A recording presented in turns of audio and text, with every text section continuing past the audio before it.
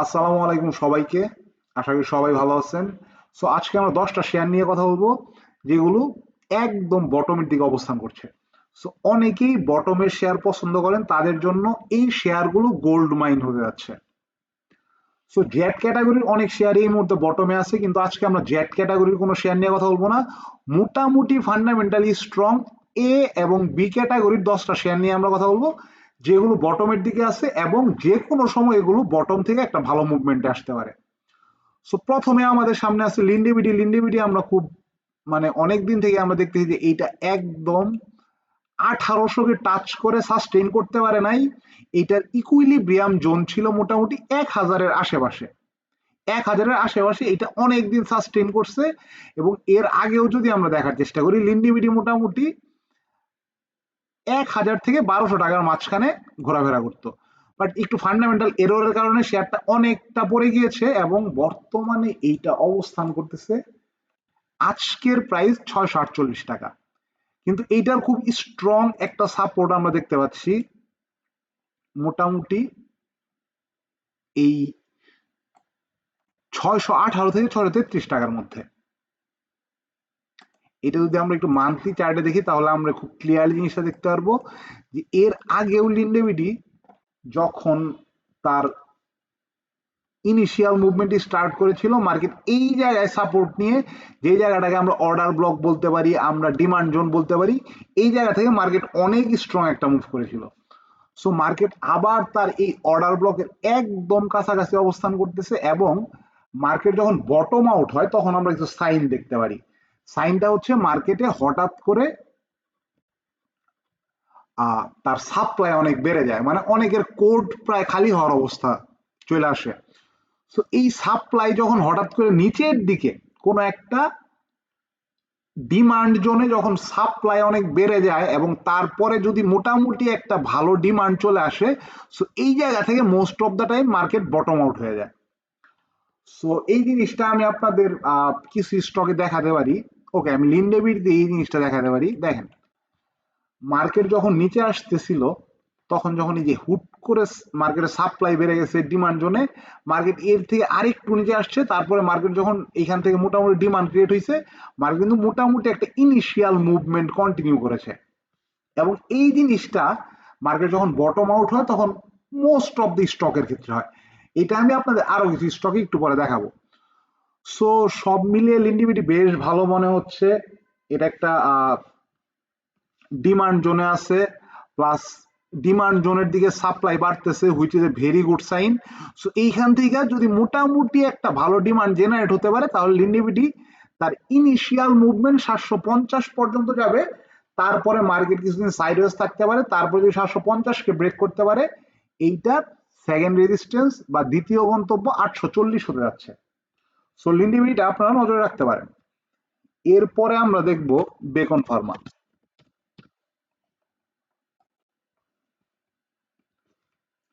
So beacon Pharma আমরা দেখতে পাচ্ছি যে মোটামুটি এইটা একটু যদি আমরা উইকলি চার্টে যাই, উইকলি চার্টে দেখলে আমার জন্য একটু সুবিধা হয়। এটা প্রায় এটা 400 টাকা টাচ করে সাস্টেইন করতে পারেনি, বাট এর প্রিভিয়াস জোন ছিল মোটামুটি 250 থেকে 280-র আশেপাশে, যেটাকে আমরা ইকুইলিব্রিয়াম জোন বলি। যে মার্কেট এর প্রিভিয়াসলি মার্কেট যেই জায়গাটায় অনেকদিন সাস্টেইন করছে, এটা 250 থেকে আমরা দেখতে পাচ্ছি, বা 230-40 থেকে 280-র কাছাকাছি। তারপরে মার্কেট এই জায়গা থেকে একদম নিয়ে চলে আসছে, মার্কেট অনেক দিন সাইডওয়েজ ছিল। আমরা দেখতে পাচ্ছি 2024-এর জুন থেকে বর্তমান আজকের দিন পর্যন্ত সাইডওয়েজ এবং একদম বটমে অবস্থান করছে, যেই জায়গাটা মার্কেটকে খুব ভালোভাবে হোল্ড করছে মোটামুটি প্রায় 1 বছর থেকে। আমি যদি বলি যে প্রায় 1 বছর থেকে এই জায়গাটা মার্কেটকে খুব ভালোভাবে হোল্ড করছে। 2025-এর মে থেকে বেশ কয়েক সপ্তাহ সাইডওয়েজ থাকার পরে মার্কেট একটা মুভমেন্ট দেওয়ার চেষ্টা করেছে, আবার মার্কেট নিচে এসেছে, আবার অনেকদিন সাইডওয়েজ থেকেছে। এবং আমরা যদি এখন একটু ডেইলি চার্টে যাই, আমরা একটা জিনিস দেখতে পারবো, মার্কেট নিচের দিকে অকশন করার চেষ্টা করেছে, বাট এই অকশন ফেইল হয়েছে এবং মার্কেট এইখানে আবার সাইডওয়েজ কন্টিনিউ করছে এবং ভালো একটা ভলিউম কিন্তু এখন পাচ্ছে রিসেন্টলি। সো এই শেয়ারটাও খুবই তাড়াতাড়ি বটম আউট হয়ে যেতে পারে। বর্তমানে 104-এ অবস্থান করছে। এইটা যেহেতু অনেক দিন থেকে সাইডওয়েজ ছিল, সো এইটা যদি মোটামুটি এই জোনটাকে ব্রেকআউট করতে পারে 108, 110, এটা খুব সহজেই 124-এর দিকে চলে যাবে। এবং 124-কে যদি ব্রেকআউট করতে পারে, যেহেতু আমরা উইকলি চার্টে দেখলাম যে এটা অনেক দিন থেকে সাইডওয়েজ, সো 124-কে ব্রেকআউট করলে খুব সহজেই এটা 140 থেকে 150-এর ঘরে, মানে এটা তার দ্বিতীয় গন্তব্য হিসেবে 140 থেকে 150-এর ঘরটা বিবেচিত হবে। সো নেক্সট আমরা কথা বলবো লাফার্জ হোলসেল। খুবই স্ট্রং ফান্ডামেন্টাল একটা শেয়ার। এই শেয়ারটা অনেক বটমে আছে। আমরা যদি দেখি যে লাফার্জ হোলসেল মোটামুটি 100 টাকা টাচ করে আসছে, এবং প্রিভিয়াসলি এর ইকুইলিব্রিয়াম জোন ছিল, মানে যে জোনটায় এর আগে মার্কেট অনেকদিন সাইডওয়েজ ছিল, সেটা ছিল মোটামুটি 70 থেকে 85 টাকার মাঝখানে। তারপরে ওই ইকুইলিব্রিয়াম জোন থেকে শেয়ারটা পড়ে আসছে, বর্তমানে এটা অবস্থান করতেছে, এটার আজকের প্রাইস হচ্ছে 49 টাকা 20 পয়সা। এবং আমরা যদি দেখি যে 50 টাকা, এইটার কিন্তু খুবই স্ট্রং একটা সাপোর্ট। 50 টাকা এটার খুবই স্ট্রং একটা সাপোর্ট। আমরা উইকলি চার্টে দেখতে পাচ্ছি যে এর আগেও মার্কেট এই 50 টাকার আশপাশ থেকে মার্কেট এই জায়গাটায় ব্রেকআউট করছিল, এই জায়গাটাকে রিটেস্ট করে মার্কেট অনেক স্ট্রং একটা মুভমেন্ট শো করেছিল। বর্তমানেও মার্কেট একবার 46-এর ঘরটা ঘুরে আসছে, বাট ওই জায়গা থেকে খুবই স্ট্রং একটা ডিমান্ড জেনারেট হয়েছিল, খুব স্লোলি স্লোলি একটা সেলিং আসছে, এবং মার্কেট আবার আপ ট্রেন্ডে শিফট হওয়ার ট্রাই করছে। বাট একটা সেল প্রেশার আসছিল, যেটাকে আমি মোটামুটি একটা ম্যানিপুলেটিভ মুভ হিসেবে দেখতেছি। মার্কেট আবার এটাকে রিগেইন করার চেষ্টা করছে, আবার খুব স্লোলি স্লোলি সেল প্রেশার আসতেছে। আপনারা যদি দেখেন আবার খুব মার্কেটে স্লোলি স্লোলি সেল প্রেশার আসছে। এবং একটু আগে আমি আপনাদের যে ব্যাপারটা বলেছিলাম যে মার্কেট, আমি আপনাদের লিন্ডেবিটির ক্ষেত্রে যে ব্যাপারটা বলেছিলাম যে মার্কেট বটম আউট হওয়ার আগে তার হঠাৎ করে সাপ্লাই বেড়ে যায়। আপনারা যদি এইখানে দেখেন যে মার্কেটে হঠাৎ করে সাপ্লাই বেড়ে গেছে, market red candle with big volume, তারপরে কিন্তু মার্কেট এখান থেকে মোটামুটি ভালো একটা মুভমেন্টে গেছে। এবং এইখানেও যদি আপনারা দেখেন মার্কেটে হঠাৎ করে সাপ্লাই বেড়ে গেছে, এবং তারপরে মার্কেটে কিন্তু একটা ডিমান্ড জেনারেট হয়েছে। আবার আমরা দেখতে পাচ্ছি যে এইখানে মোটামুটি সাপ্লাই বেড়ে যাচ্ছে।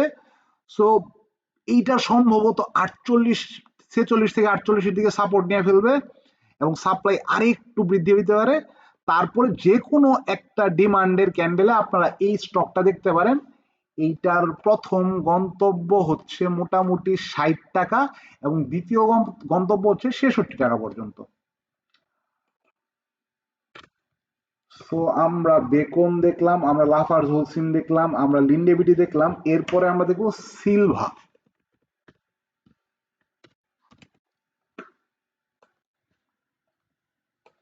সো সিলভা নিয়ে রিসেন্টলি অনেক কথা হচ্ছিল, কিন্তু সিলভা লাস্ট টাইম ব্রেক করতে পারে নাই।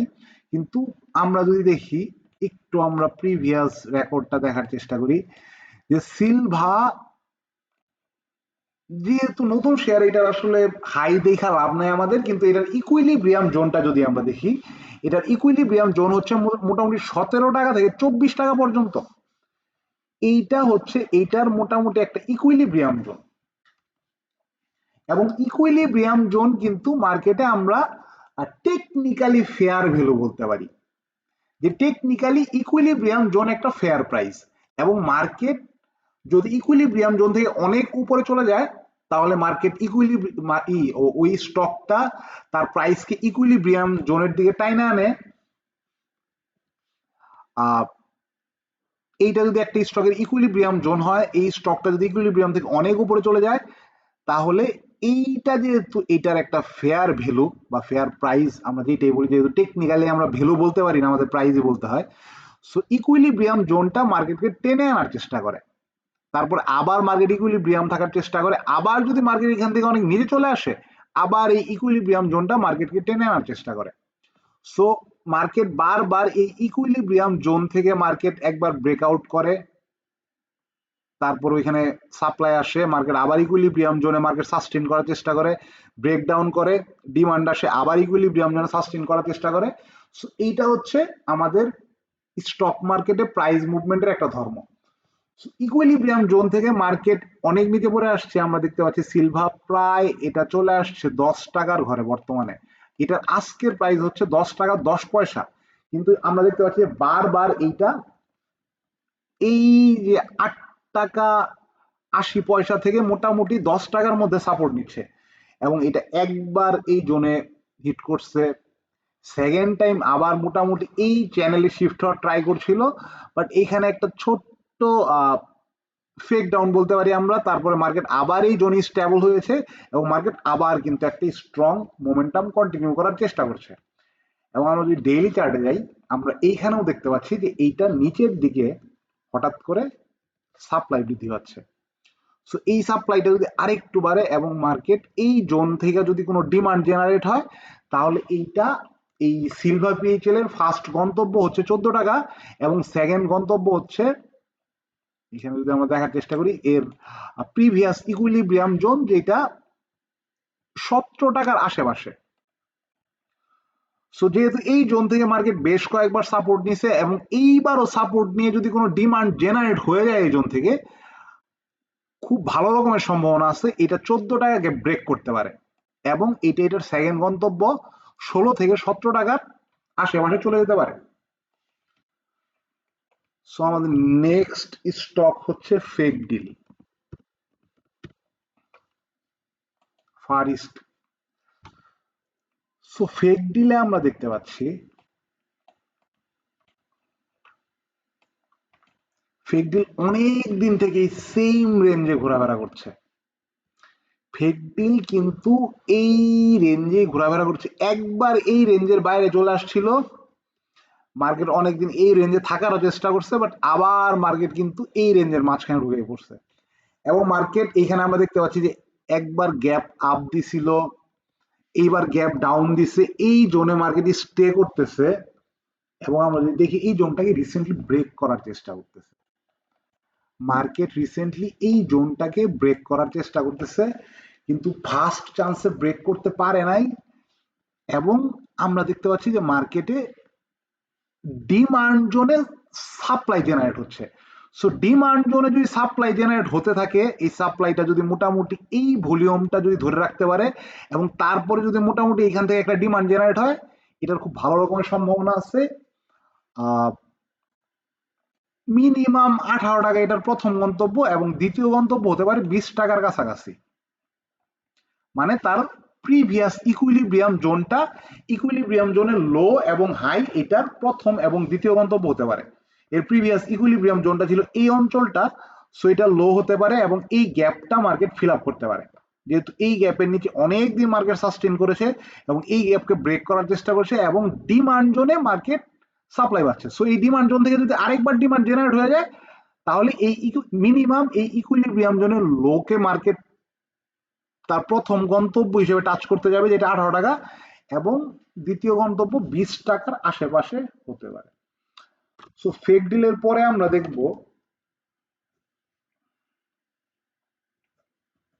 রেনেটা।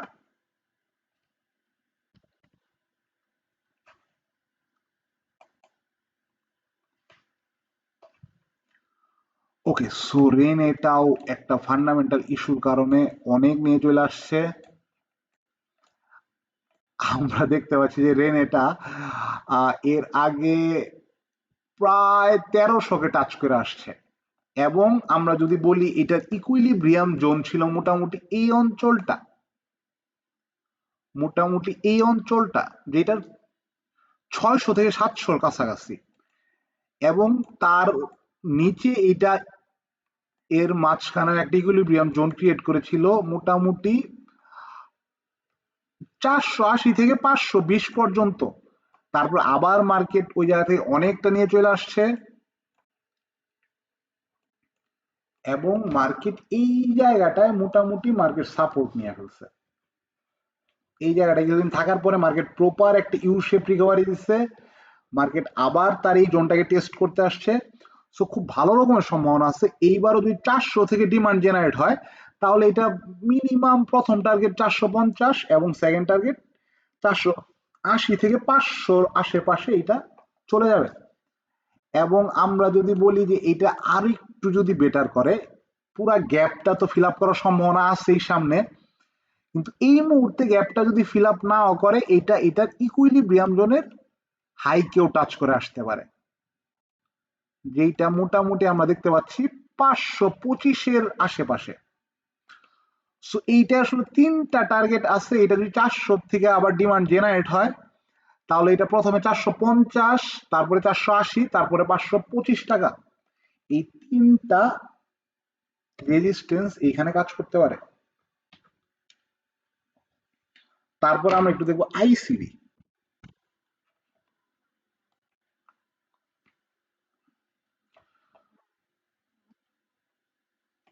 সো আইসিবির যদি আমরা একটু উইকলি চার্টে যাই, আইসিবিও অনেক নিয়ে চলে আসছে।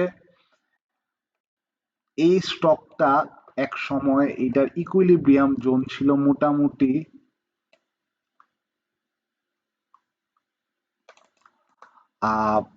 70 থেকে 100 টাকা পর্যন্ত। আজকে এই স্টকটার প্রাইস মোটামুটি 36 টাকা 70 পয়সা, এবং অনেক নিয়ে চলে আসছে। এর আগেও এর মাঝখানে একটা ইকুইলিব্রিয়াম জোন ক্রিয়েট করার চেষ্টা করেছিল, যেটা আমরা দেখতে পাচ্ছি মোটামুটি এই জোনের কাছাকাছি, মানে 55 টাকা থেকে 68 টাকা পর্যন্ত। বাট আজকে এটার প্রাইস 36 টাকা থেকে 37 টাকার আশেপাশে, এবং মোটামুটি এই জোনে কিন্তু আইসিবি সাপোর্ট নিয়ে ফেলছে। আমরা যদি দেখি বারবার এই জোন থেকে মার্কেটে ডিমান্ড জেনারেট হচ্ছে, মার্কেটে এখানে ডিমান্ড জেনারেট করেছে। তারপরে দেখেন আমি যে জিনিসটি একটু আগে বলেছি, মার্কেট তার বটম আউট হওয়ার আগে তার সেল প্রেসার তার ডিমান্ড জোনে বৃদ্ধি পায়। সো এইখানে হঠাৎ করে সাপ্লাই জেনারেট হয়েছে ডিমান্ড জোনে, তারপরে একটা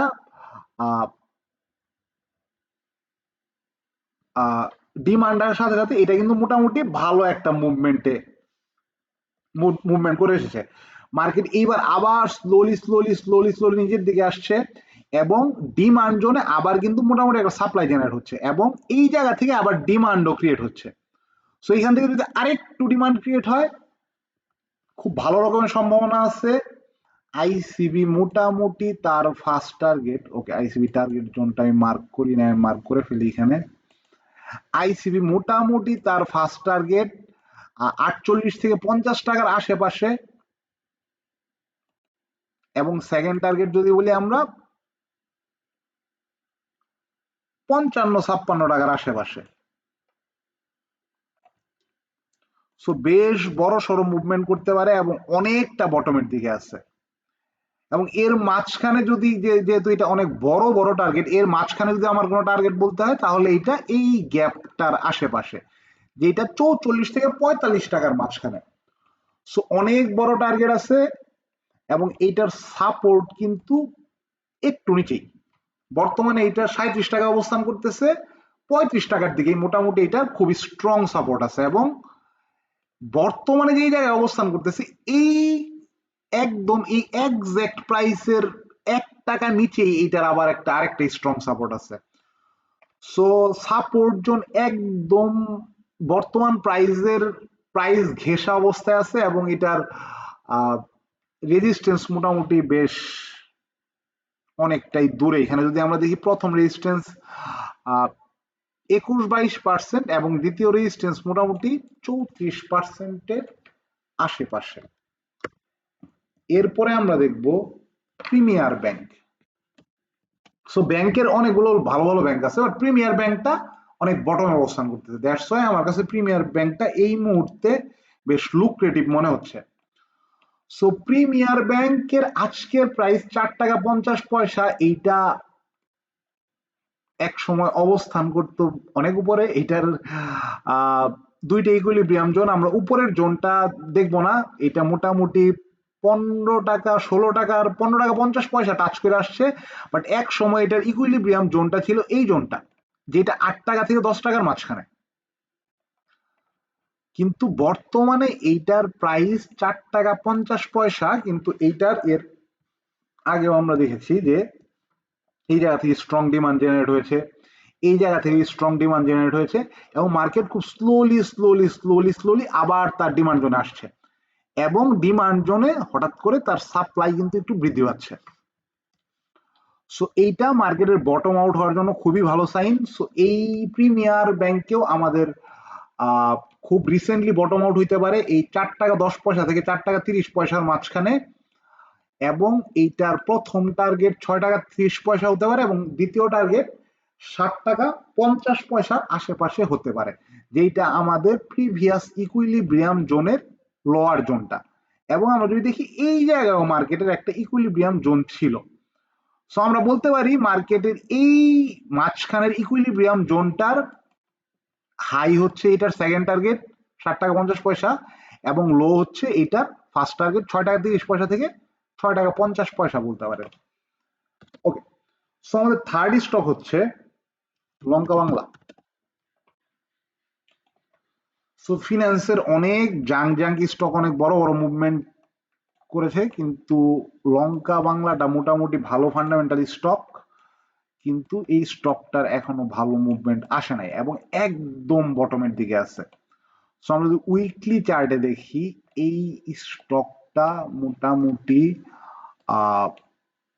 50 টাকা 48 টাকা টাচ করে এসেছে, এবং খুব স্লোলি অনেক দিন থেকে আমরা দেখতে পাচ্ছি যে একটা ডাউন চ্যানেল, এটা একটা চ্যানেলের মতো আমরা বলতে পারি, একটা চ্যানেল মেনটেন করে এটা কিন্তু আস্তে আস্তে নিচের দিকে এসেছে, এবং লাস্ট টাইম কিন্তু এটা একটা ইউ শেপ রিকভারি দেওয়ার ট্রাই করেছে এবং আবার স্লোলি এটা ডিমান্ড জোনের একদম কাছাকাছি অবস্থান করছে।